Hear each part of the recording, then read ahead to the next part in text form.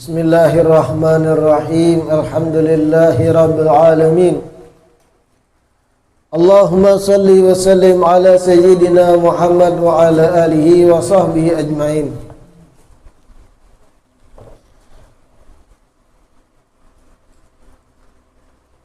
Alhamdulillah, segala puji kembali dan selalu terhatur kehadirat Allah yang masih memanjangkan umur kita seberataan,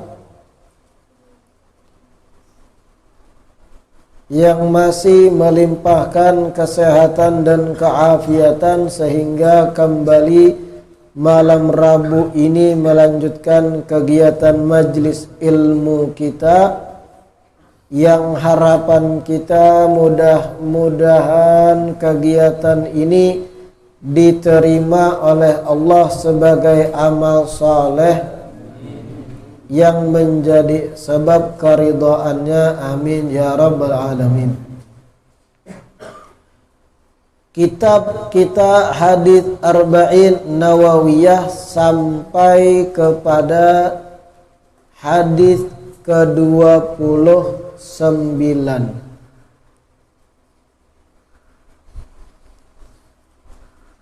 Hari ini kita masuk kepada hadis yang ke-30. Karena hadis ke-29 sudah kita jelaskan di pertemuan terakhir.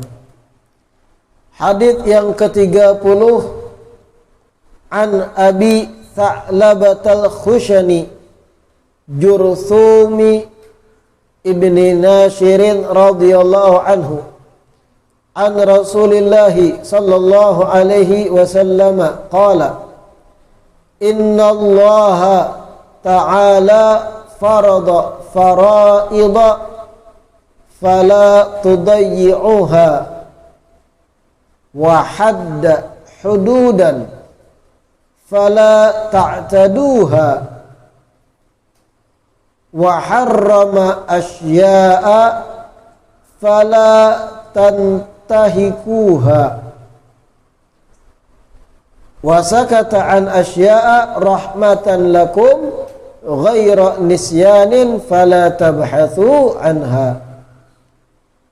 Hadithun hasan rawahu ad-Daraqutni.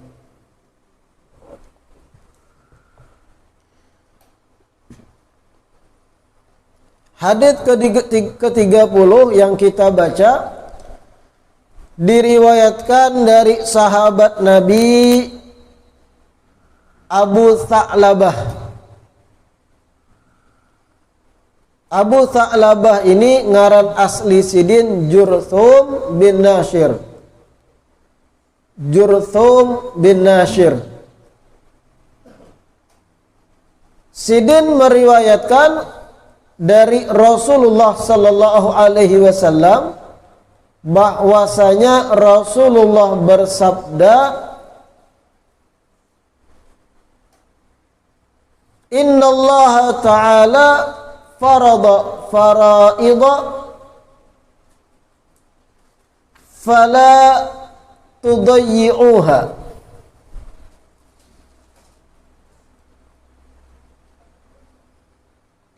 Ujar Rasulullah, sesungguhnya Allah Ta'ala telah mewajibkan hal-hal yang fardu. Fala tudayyi'uha, maka janganlah engkau menyia-nyiakannya, atau janganlah engkau meninggalkannya. Fala tatrukuha.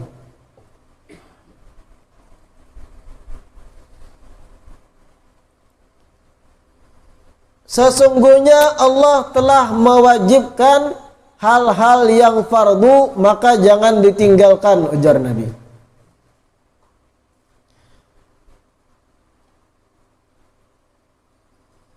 Sebenarnya kita sebagai manusia sabarataan rata-rata atau secara total berataan, bukan rata-rata lagi. Manusia itu kita bicara secara natural di luar pembahasan hadis.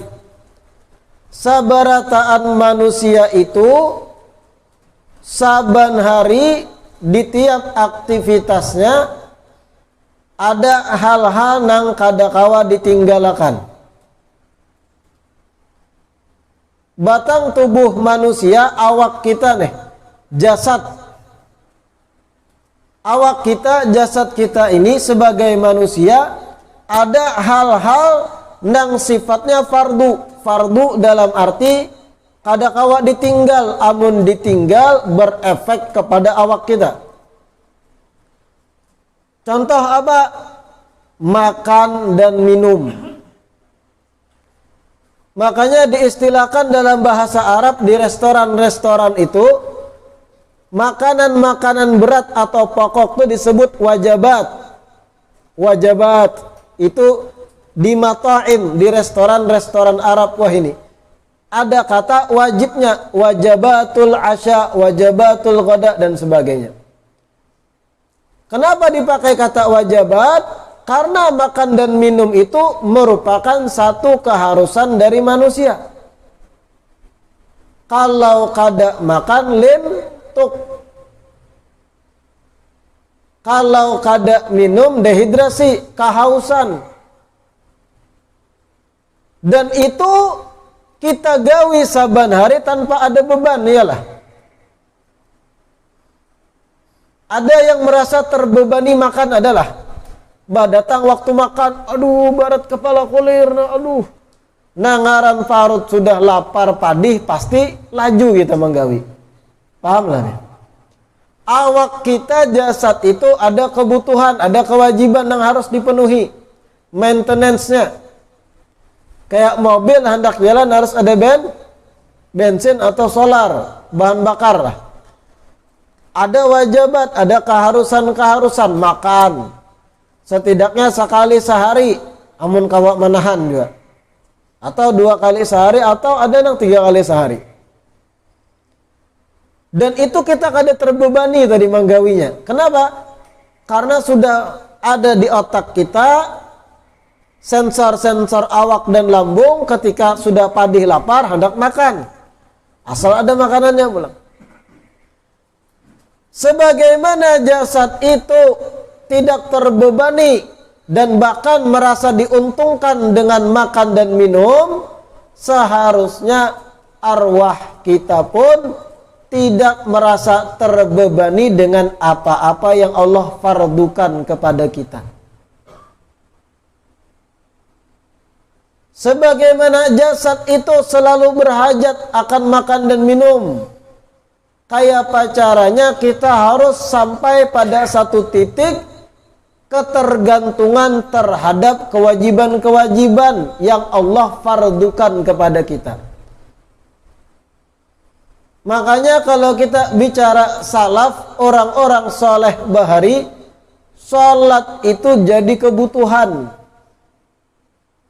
Sambahyang itu jadi hajat, kewajiban yang bagaikan kalau awak kada dimakani lintuk. Itu yang harus kita renungkan, kayak apa caranya kita sampai di titik itu nah. Kada lagi nang menyeret awak untuk menggawi wajib, kada lagi. Kada lagi ada paksaan barat kepala dipaksa untuk menggawi nang wajib saat subuh, kada lagi. Tapi sadar sorang dalam lubuk hati paling dalam, ini kewajiban yang kalau tertinggal roh kita lintuk. Roh kita kada dapat asupan makan. Ini sudut pandang menyikapi hal-hal yang difardukan oleh Allah. Amun kita dari halus balik, tuha, kawin, mulai beranak sampai bercucu masih menyeret awak untuk hal yang fardu, apabila kita sampai pada kedudukan mereka-mereka yang telah wafat dari kalangan orang soleh bahari, yang mereka menganggap fardu itu sebagai kebutuhan. Amun kita kayak ini aja mendengar azan rasa ngingir talinya sembahyang pulang uyuhnya awak wae. Kayak itu terus sudah melalui fase masa muda, berumah tangga, beranak sampai titik bercucu. Kayak itu kadada lalu peningkatan konsep menyikapi kefarduan itu nang kayak itu aja. Kadada lalu kesadaran hati atau merasa senang dengan yang fardu. Berarti kelas kita kayak itu aja mulai bahari. Kadada peningkatan naik kelas tuh kadada TK mulai bahari kita. Nah itu barang dipikirkan tuh nah. Kenapa sampai pada titik itu kita? Mereka nang soleh itu menganggap hal yang fardu itu kebutuhan. Sebagaimana jasad atau jasmani membutuhkan makan dan minum, dan kalau kada bisa lintung. Innallah farada faraida fala tudayyi'uha. Sesungguhnya Allah telah mewajibkan pada kita hal-hal yang fardu, yang wajib. Maka jangan disia-siakan. Jangan itu ditinggalkan, ujar Nabi. Di dalam syarah di sini qad sahha annahu alaihi as-salatu wassalam ra'a lailatal isra qauman turdakhu ru'usuhum ay tudaqqu wa tukassaru kullama rudikhat adat kama kanat wala yaftur ay yuakhar anhum dalik. Faqala man haula ya Jibril? Qala haula alladhina tatathaqalu ru'usum 'ani salatil maktubah wa ma dhalamahumullahu syai'a. Ini berbicara tentang fardu itu dianggap beban. Ada satu riwayat sahih diriwayatkan ketika Rasulullah melakukan perjalanan Isra di malam hari.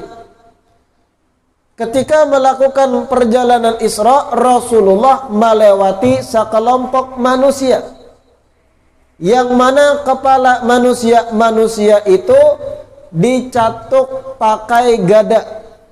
Tahu gada lah biar. Pukul ganal. Yang biasa gesem menanam galam tuh, dagup. Ada bahasa kampung tuh kepala babi ya. Iyalah. Turdah ru'usuhum, dicatuk pakai palu besar kepala mereka. Kaum yang dilihati oleh Rasulullah tadi, sekelompok manusia tadi. Masing-masingnya dicatuk gencang sampai pecah kepala mereka. Watu kasar, belah. Kullama rudikhat adat kama kanat.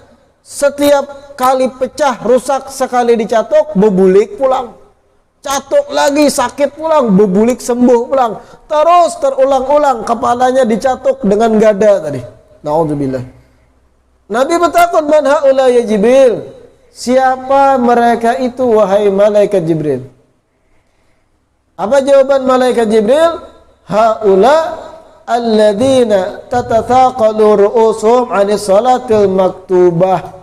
Mereka itu ya Rasulullah adalah orang-orang yang kepala mereka terasa berat untuk mengerjakan salat yang fardu. Berat kepala menggawi salat 5 waktu. Berat kepala Allah. Bah sudah urusan duit set. Urusan fardu barat, pernah lah pian merasa barat kepala tuh ngalip, tetempel di bantal tuh kayak Alteco ditempel. Hendak dibangunakan ngalihnya minta ampun. Bukan barat karena ngantuk lah, bukan. Tapi barat koler tuh nah. Aduh, sembahyang pulang, ngalihnya angkat. Tatathaqar usum anis shalah al-maktubah. Rasa barat kepala itu untuk mengerjakan yang fardu. Yang merasa baratnya dipukul pakai gada, apalagi nang kada sembahyang sama sekali. Ayo. Nah ini tadi jurulun Kayak apa caranya? Kita tuh harus memikirkan supaya naik kelas. Jangan lagi menyeret-nyeret awak untuk hal yang fardu, tapi otomatis merasa itu kebutuhan. Sebagaimana saat lambung itu padih kita makan, kita pun harus roh kita tuh ketika sudah sampai waktu ibadah atau sebelum masuknya sudah ada rasa kerinduan, karindangan untuk menggawinya. Wa ju'ilat qurratu aini fi shalah, jan Nabi. Kenyamananku, ketenanganku Allah adakan dalam ibadah salat. Ini bukan berarti wali-wali lah, kalau aulia lebih dahsyat lagi. Ini mukmin yang biasa aja harusnya sholat itu dianggap kebutuhan. Kalau bicara bagaimana sikap para wali terhadap yang fardu, kada kalau dikesahan lagi luar biasa. Jangankan yang fardu, yang sunnah aja buahnya behimat. Kita bicara muslim yang biasa tuh nah, yang seharusnya ketika menyikapi hal yang fardu, inya menganggap tuh kebutuhan. Bukan menganggap disugestikan, tapi secara otomatis seawakan ringan dan merasa itu memang keharusan. Kayak apa sampai titik itu harusnya kita? Memang ada proses untuk sampai titik itu. Pertama dengan apa? Takalluf, dipaksakan terus, paksa, mujahadah, lawan terus, barat kepala, kulir, hangkupakan ketaweng ngomongnya pindah barat. Jangan dibidingnya, bincul. Artinya kita nih sarik lawan diri nih, kenapa awakku nih? Apa salah dengan awak nih? Ngaklihnya ibadah. Hangkupakan ketawing, gerigitan lawan awak seorang, lawan. Terus takalluf, paksa sampai pada titik ta'alluf, ulfah, nyaman seorang gitu. Tapi proses tadi. Setidaknya mikirakan barang kita malam ini, kawaka aku sampai ke titik itu tuh nah. Karena jar Nabi tadi, saat Sidin melakukan perjalanan Isra lawan malaikat Jibril, ada sekelompok manusia nang kepala mereka pecah, dipukulakan lawan gada. Dagoi pecah, bebulik pulang. Dagoi pecah, bebulik terus kada beampihan. Man haula ya Jibril? Siapa mereka wahai Jibril? Mereka haula alladzina tatathaqalu ru'usum 'anis salati maktubah. Orang-orang nang barat kepalanya kulir, artinya menggawi salat yang fardu. Yang kulir tapi tegawi aja kayak itu, apalagi nang meninggalkan sama sekali. Na'udzubillah min. Wa hadda hududan fala ta'taduha. Nah. Lalu Rasulullah melanjutkan, hadda hududan fala ta'taduha. Sesungguhnya Allah telah menetapkan hukum-hukum tertentu. Hukum-hukum tertentu, maka jangan kalian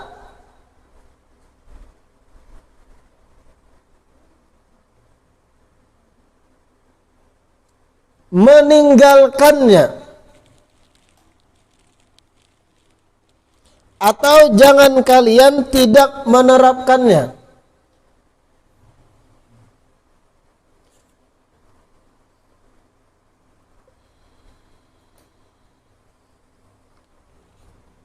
Maksudnya apa? Hukum-hukum tertentu ini dibahas di dalam syarah. Wa'lam annal hudud mutanawwi'ah. Hukum-hukum yang telah Allah tentukan dalam syariat itu beragam-ragam. Ada hadduz zina, hukuman bagi penzina. Apa itu? Wa huwa rajmu in kana fa'il muhsanan. Zina, orang yang berzina terbagi dua.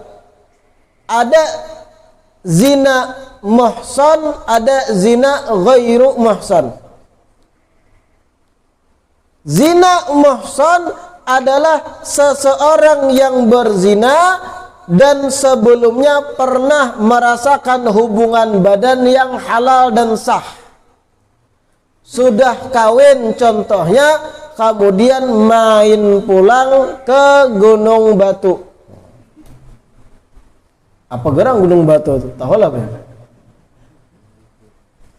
Sudah merasakan hubungan badan yang sah dan halal, artinya bahasa wahini itu sudah kawin. Mbah itu menyewa ladies, terjadi zina hubungan badan. Ini hadnya atau hukumannya secara syariat apabila ada 4 saksi atau orang yang melakukan tersebut ikrar, mengakui perbuatannya. Hadnya apa? Kalau muhsan itu dirajam. Apa tuh rajam? Awak seawakan ditanam ke tanah, sisa gulu dan kepala di permukaan tanah ditawaki pakai batu. Batunya mu'tadil, kada ganal banar, kada halus kayak kerikil. Amun ganal banar sekali timbai KO. Amun halus banar panat kada mati-mati. Jadi yang sedang seganggaman dirajam sampai mati. Ini had. Ini yang dibahas tadi. Hadda hududan fala ta'taduha. Allah telah menentukan hukum-hukum tertentu, konsekuensi hukum jika melanggar aturan yang sudah Allah tetapkan. Had yang pertama kita bahas zina. Kalau orang yang sudah pernah berhubungan badan yang halal kemudian berzina dan diketahui 4 saksi atau si pelaku mengaku kepada mahkamah, mengaku pada imam, kepada pemimpin, dalam hal ini mereka yang berwenang mengakuinya, hukum Islam mengharuskan dirajam orang itu. Ketika dirajam, tobatnya habis dosanya di dunia. Jadi kada kalau dianggap remeh zina muhsan itu. Berapa banyak wah ini kawin sudah masih nongkrong di Gunung Batu. Berzina model biasa kayak itu nah. Na'udzubillah. Itu kalau ada 4 saksi atau inya mengaku, hadnya dirajam. Ditanam seawakan. Jadi tangan itu kadang bergerak, sisa bulu dan kepala hanya ditawaki batu oleh orang banyak. Dilihat orang banyak. Kenapa? Dampak sosialnya nang lain kada hendak berzina, takutan ninya, tak kerucut langsung. Takutan bebungulan aku zina mun ujungnya nang itu jinya. Supan di tengah orang banyak, ditawak batu, kada kawa apa daya kepala aja. Ini takapet tanah. Tapi kalau tuntung mati itu habis dosanya. Taubatan nasuha baginya itu. Cuman beban keluarga, supan dang sanak, supan ipar lah. Sudah kawin, baiparan, banyak ipar keluarga besar, mintuha melihat sekalinya dirajam. Dan dampaknya kalau dilihat orang banyak tuh orang kedua ini berzina, itu zina. Ada yang kedua zina tapi kada muhsan. Siapa? Orang-orang yang berzina dan sebelumnya tidak pernah merasakan hubungan badan yang halal dan sah. Bujangan berzina contohnya. Nah ini hadnya apabila ada 4 saksi atau pelaku mengaku, itu tidak sedahsyat nang rajam tadi. Apa hadnya? 100 kali cambuk. Tahu cambuk lah ya? Cemeti. Dicambuk belakangnya kadenang malibak. 100 kali. Baju dilapas, tapi binian kalau binian yang berzina pakai tutup aurat. 2 kali. 2 kali gin bisa siop pian, namun cambuk kulit itu nang gancang, dikayuh mulai belakang. Tak, coba kan pian bulik mbah majelis nih. Kadusa pakai cambuk, pakai paunjunan aja. Ujungnya tuh hambatakan 100 mi'ata jaldah. Ini orang yang berzina dan sebelumnya kada pernah merasakan hubungan badan yang halal yang sah. Setelah 100 kali cambuk, apa? Ditagrib masafatal qasr. Apa tagrib? Diasingkan, dibuang dari kampungnya sampai setahunan, kada boleh ke kampung. Takzir, hukuman had baginya. 100 kali cambuk, bebakas itu, bakunat sampai ke mati pasti. Cambuk. Hanya ditagrib, diasingkan ke kampung mana yang jaraknya itu jarak qasar, artinya kurang lebih marhalaten, 83-84 kilonya jauh dari jarak kampung inya berzina. Diasingkan setahunan, kada boleh kampung. Hukuman baginya. Itu bagi yang berzina dan kada pernah merasakan hubungan badan yang halal sebelumnya. Ini yang dimaksud hadda hududan. Allah telah menetapkan had atau hukum, fala ta'taduha, jangan diabaikan, gawi hukum itu. Dan ini dampaknya positif kalau dipraktekkan dalam hukum Islam. Coba nang mereka pacaran-pacaran. Pacaran itu sebenarnya ada had juga, walau ada 100 kali cambuk. Ya 5 kali lah, 10 kali, tergantung nang menentukan imam. Ketahuan berduaan di siring mana tuh, nah padahal ini bukan mahram. Ada juga takzirnya harusnya. Diarak sekampungan, hukum sosial, atau ada takzir yang lain lebih ringan dari 100 kali cambuk, supaya jarak nang lakian berpacaran dipacari binian hendak gratisan. Bahlul bemodal bro, datangi kuitannya, nikahi.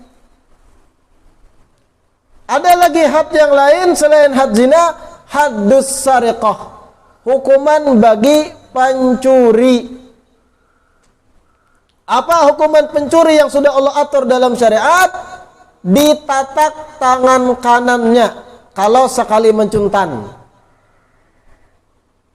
Tapi nilai barang yang dicuntan tadi yang harus dihad, dipotong tangan adalah 1/4 dinar dalam syariat kita. 1 dinar itu sebagaimana pernah ulun sampaikan, ujar Syekh Yusuf Qardawi, kurang lebih 4,25 gram emas 1 dinar. 4,25 gram emas. 1/4-nya berapa? Kurang lebih hitungan ulun 1,625 gram. Segram lebih sedikit. Itu 1/4 dinar. Kalau barang yang dicuntan bernilai 1,625 gram emas atau lebih, itu hadnya ditatak tangan. Berapa 1 gram emas ini kurang lebih? 900 ribuan lah. Ya anggap kalau sudah 1 juta lebih sedikit barang yang dicuntan, hukum Islam mengharuskan ditatak tangan. Kenapa? Efek jerak untuk si pelaku dan sebarataan yang melihat.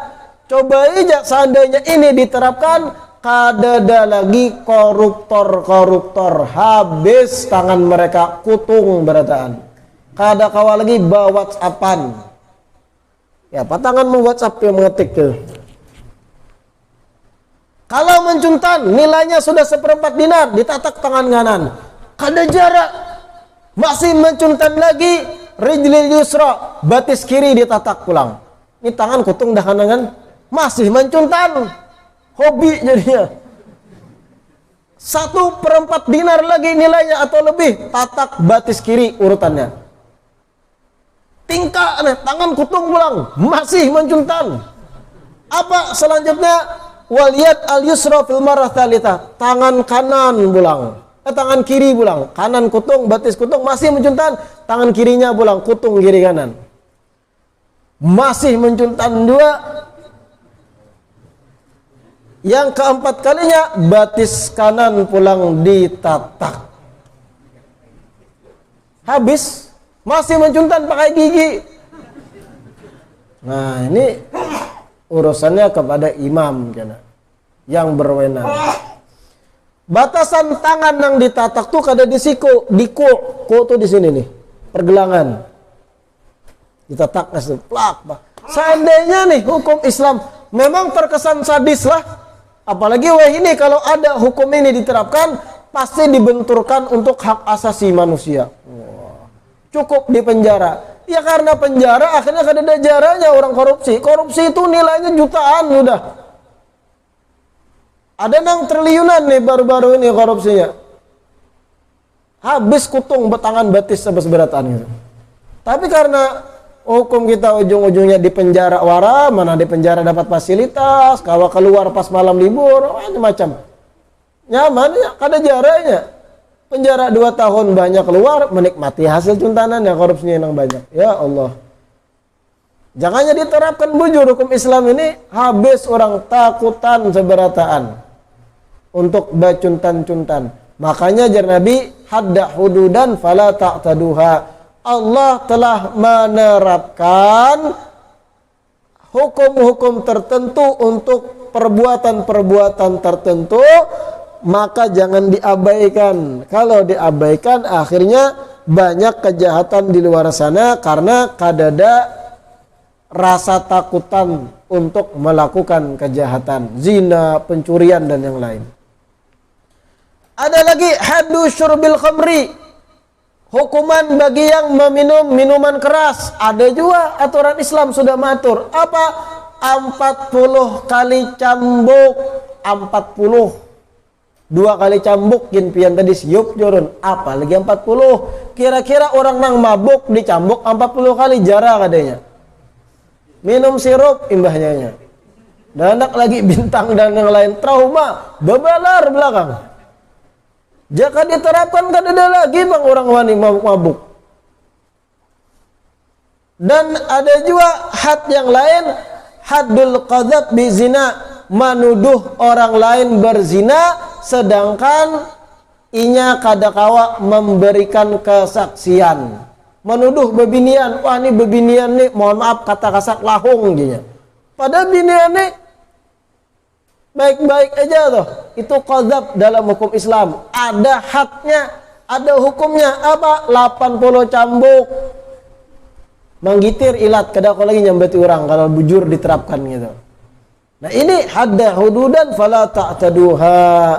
Mudah-mudahan yang disampaikan malam hari ini bermanfaat. Mudah-mudahan selalu semangat duduk di majelis ilmu. Mudah-mudahan kita seberataan mendapatkan kemanfaatan ilmu. Dan sebelum kita tutup, sedikit kita membaca tahlil singkat dan doa untuk almarhum Syahwani bin Samsuri dan Siti Aisyah binti Anang.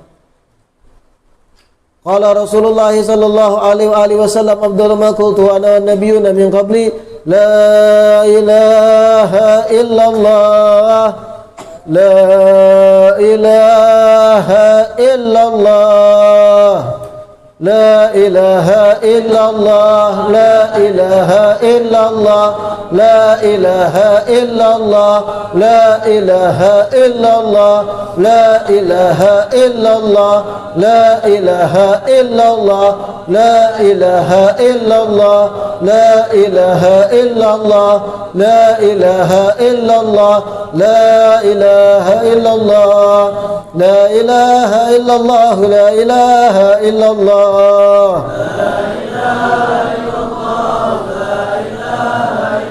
لا إله إلا الله على النبي سلام الله. اللهم صل على سيدنا محمد. اللهم صل عليه وسلم.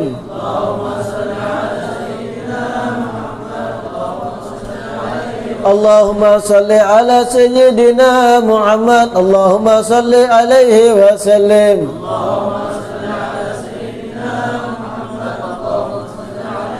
اللهم صل على سيدنا محمد. يا ربي صل عليه وآله وسلم.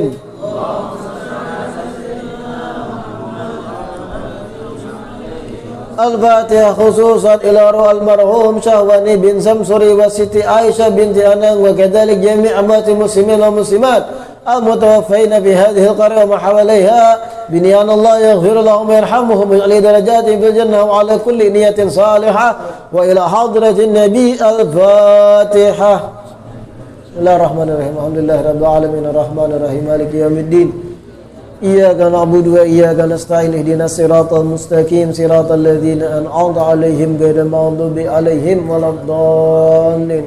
Bismillahirrahmanirrahim. Alhamdulillahirabbil alamin hamdan yuwafi ni'amahu wa yukafi mazida ya rabbana lakal hamdu kama yanbaghi li jalali wajhik wa li 'azimi sultanik subhanaka la nusi thanan 'alaika anta kama atayta 'ala nafsik falakal hamdu hatta tarda wa lakal hamdu idza radita lakal hamdu ba'da ridha. Allahumma salli wa sallim ala sayyidina Muhammadin fil awwalin wa salli wa sallim ala sayyidina Muhammadin fil akhirin wa salli wa sallim ala sayyidina Muhammadin fi kulli waqtin wa hin wa salli wa sallim ala sayyidina Muhammadin fil mala'il a'la ila yaumiddin wa salli wa sallim ala sayyidina Muhammadin hatta tarid al-ardha wa man 'alayha wa anta khairul وارثين. اللهم اوصي وتقبل وبلغ ثواب ما قرأناه من الفاتحة وما عملناه من انواع الخيرات في هذه الليلة وما هللناه وصليناه على حبيبك سيدنا مولانا محمد هدية من نواصله وبركة شاملة ورحمة منك نازلة وصدقة متقبلة نقدم ونهدي إلى حضرة سيدنا رسول الله محمد بن عبد الله صلى الله عليه وآله وسلم ثم إلى أرواح آبائه وإخوانه من الأنبياء والمرسلين صلواته وسلامه عليهم أجمعين ثم إلى روح سيدنا الإمام المهاجر إلى الله أحمد بن عيسى وسيدنا الإمام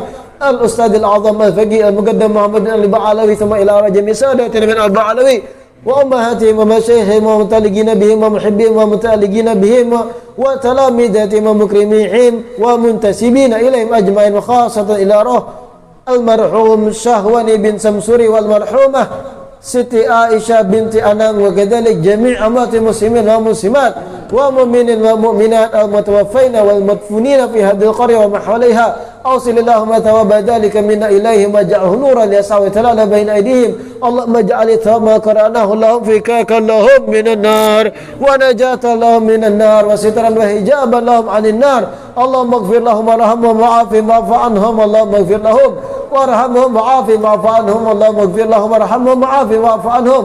Rabbana ighfir lana wa li ikhwanina alladhina sabaquna bil iman wa la taj'al fi qulubina ghillan lil ladzina amanu rabbana innaka ra'ufur rahim. Wa sallallahu ala sayyidina Muhammad wa ala alihi wasallam walhamdulillahi rabbil alamin.